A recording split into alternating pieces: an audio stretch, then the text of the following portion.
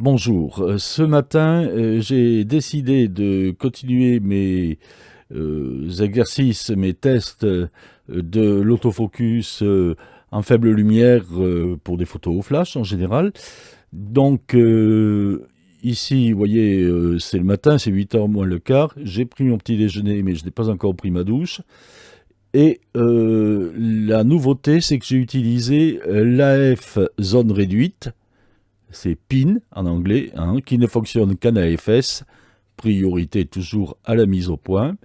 Donc c'est, je crois qu'il est, oui, il est de cette taille, ou peut-être, oui, ou peut-être même plus petit, je ne sais pas, enfin c'est le plus petit qu'on peut avoir.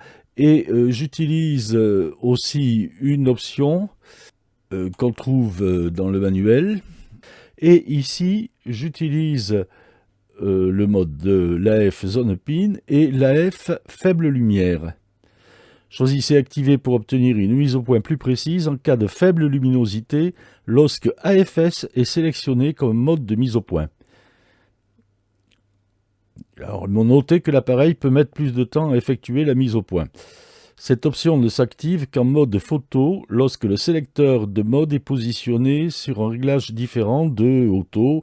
Lorsque l'AF faible lumière est activé, low light faible lumière s'affiche et le moniteur ou le viseur risque de mettre plus de temps à s'actualiser. C'est quand même mineur.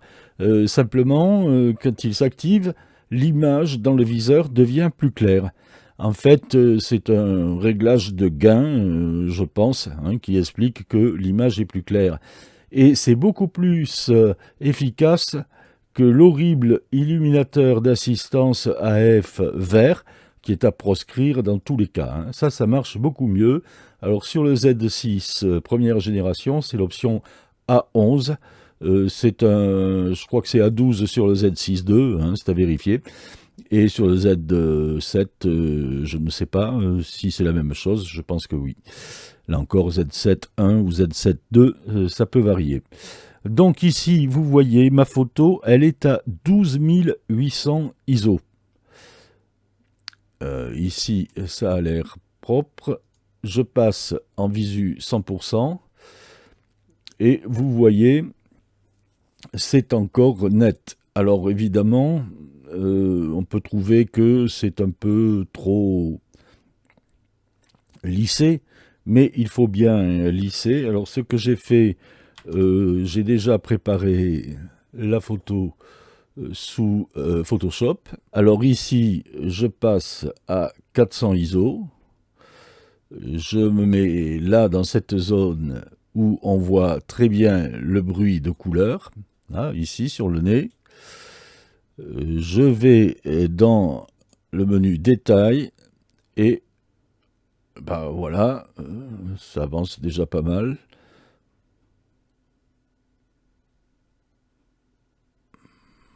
Bon voilà, 34, ça me paraît bon. Ensuite, à 100%, je règle. Oui, ouais, c'est pas la peine d'y aller trop fort. Voilà. Je regarde ce que ça donne à 50%. Bon, voilà. Donc il reste un peu de bruit, mais il est tout à fait correct.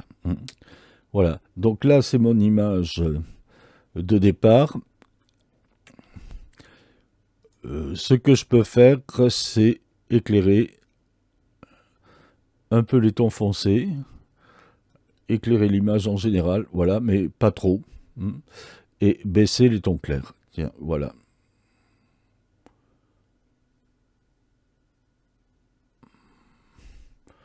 Voilà. Ok, voilà, hein, je ne vais pas plus loin dans les traitements, ça suffit. Hein. Donc ici, vous voyez, j'ai une image, là, je peux me mettre à 50%. Je suis à 12800 ISO et j'ai une image qui est acceptable, hein, acceptable pour une projection à sa taille normale ou même avec un petit zoom, et aussi pour une publication, hein, y a rien à redire. Donc c'est pour ça que je dis, même avec une lumière pourrie, là la lumière est quand même pourrie, je suis en lumière naturelle, hein, j'ai pas mis de lumière artificielle là. Bon ben, je trouve que c'est très correct, hein. Donc bon, je sais qu'il y a des gens qui ne veulent pas travailler à cette sensibilité, disent oh, c'est trop mauvais, non, moi jusqu'à 12 800 ISO, je trouve que l'appareil s'en sort très bien. Bon, je fais terminer, voilà. Mais on n'est pas là pour... Mais on n'est pas là pour faire du Photoshop, simplement c'est pour montrer que bon, même avec Photoshop qui n'a pas la réputation d'être le meilleur logiciel, on s'en sort bien. Alors maintenant, on passe au Flash. Alors au Flash, ce coup-ci... ah oui, j'ai commencé à... Oui, je suis resté au 1/60e, ouais, d'accord.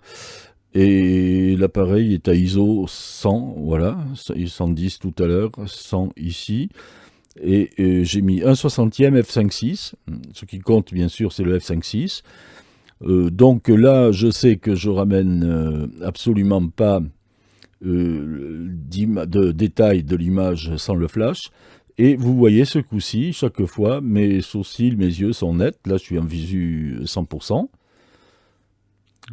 Voilà. Voilà. Là, c'est parce que je suis un peu loin, et dès que je m'approche, ben voilà, toujours l'œil parfaitement net.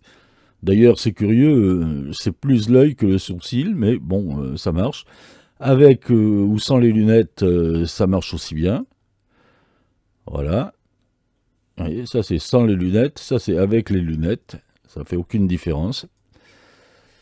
Et ici, de plus près, ben, ça marche bien aussi. Voilà.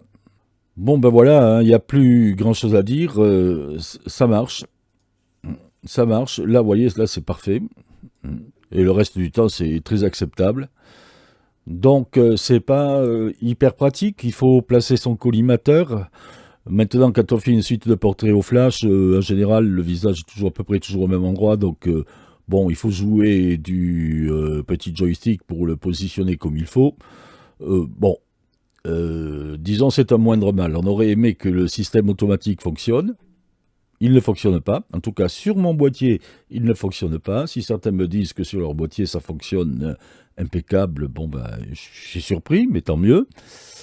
Néanmoins, j'aimerais bien qu'ils fassent les essais que j'ai faits. Et en attendant, bon, ben voilà, on sait que si on veut faire des photos en faible lumière ou au flash avec un éclairage de studio un peu faible, eh bien, il faut penser à utiliser le mode PIN avec l'option AF faible lumière activée. C'est elle qui permet de faire la mise au point dans tous les cas. Et cette option AF faible lumière, elle ne sert que quand on est en mode PIN. Donc elle ne sert à rien quand on est en AF auto-détection des yeux. C'est bien dommage, mais c'est comme ça. Voilà, c'est tout pour aujourd'hui. Il est temps pour moi d'aller prendre la douche.